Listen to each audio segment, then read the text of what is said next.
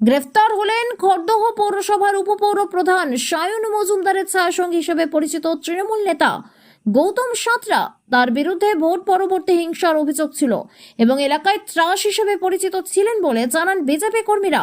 বৃহস্পতিবার ব্যারাকপুর কোর্টে নিয়ে যাওয়ার সময় তার উপর ডিম পচা টমেটো ছোড়েন বিজেপি কর্মীরা।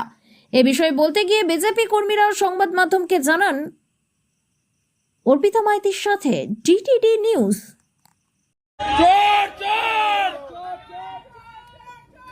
চোর চোর কি বলবে এই যে সাইনেটটা মার চোর বাচ্চাকে একটাও লাগছে না মার মার মার মার চোর চোর চোর চোর চোর এই চোর কালকে রান্না করে পাঠিয়ে দেব আপনাকে পাঠাতে হবে কাটা দিয়ে না না ঠিক করে হ্যাঁ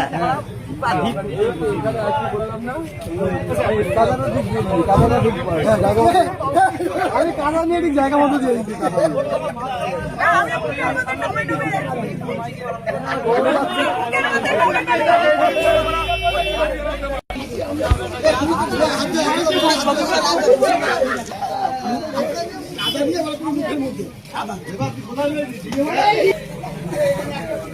এত জন মারতেই পারে এই খেলে চলে গেছে।